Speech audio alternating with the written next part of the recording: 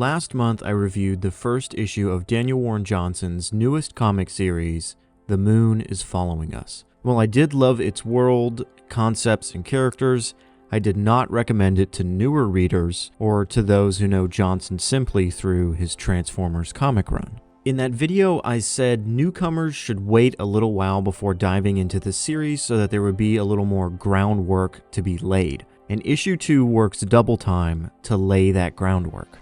After issue 1's reveal, the series surprisingly takes a slower turn to bring readers in on how we got to where we are. In a flashback sequence, we see the moment that the main protagonists, Duncan and Sam, find out that their daughter is in a never-before-heard-of coma-like condition. Johnson actually goes into great detail here, explaining that their daughter, Riley, is trapped in between the NREM and REM cycles of sleep. Her mind is still processing what she has lived the day before, but her brain is overproducing the chemical that tells your body to sleep. On top of that, the process by which your body tells you to wake up from sleep is not working for Riley anymore. The sheer panic and pain drawn on the page as these two parents face the loss of their child is heartbreaking. It's no secret that Johnson often uses stories of parenthood in his series, more specifically between father and daughter. Do a Powerbomb, one of Johnson's greatest comics in my personal opinion, also deals with the great loss and the aftermath of losing a loved one. You can see very similar influences here between these two comics, and also that Johnson is writing his story from the heart. Many interviews with the man reveal how important his children are to him, and so it's no wonder that his stories reflect some of the greatest moments, and quite possibly the greatest fears of his life with his children. This is something that Johnson has actually confirmed. In one of his recent live streams, I asked him a question about some of these panels, specifically the one with Sam and her daughter in the hospital. And this is what he said. Thanks, Delta. When Sam is in the hospital and she's talking to a sleeping Penny, she says, "I wish it was me lying there instead of you." It's just it's a very real line that I have spoken out loud myself to my own children.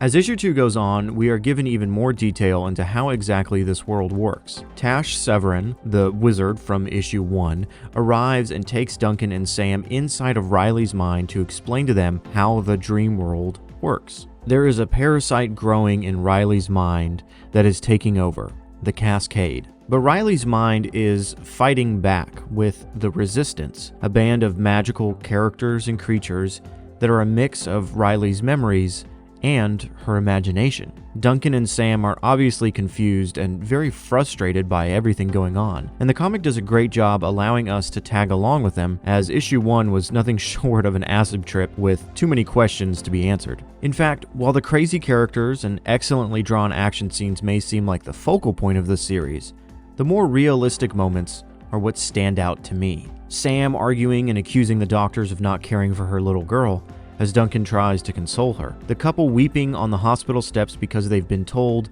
there is no cure. These moments are guttural.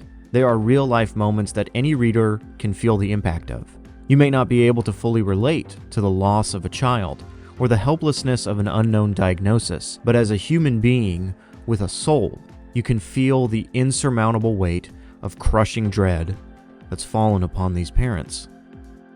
By the end of the issue, we see Duncan and Sam commit to saving their daughter by any means necessary, despite their differing opinions. They can put aside their own thoughts and unite as one to save their own flesh and blood.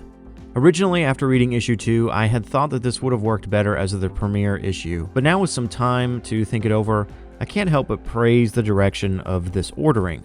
Issue 1 brought us into a strange, fantastical world with crazy ideas and characters, only to pull the rug out from under us in its last few pages, taking the colorful adventure out of the page and forcing us to directly stare into the real world and its problems.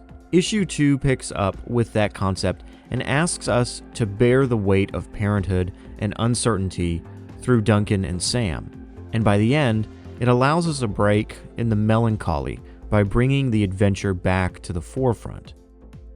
So, with issue 2 now released, do I suggest that you read The Moon is Following Us? Well, as before, if you've read Daniel Warren Johnson's other work, like Do a Powerbomb, Murder Falcon, or Extremity, and more, then absolutely. This is without a doubt yet another instant classic from the man and his wonderful peers like Mike Spicer, who provides coloring.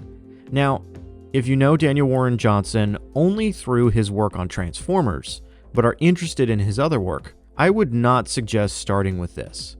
Go read Do a Powerbomb and see if it's something that you enjoy first. If you do, then this series will be right up your alley.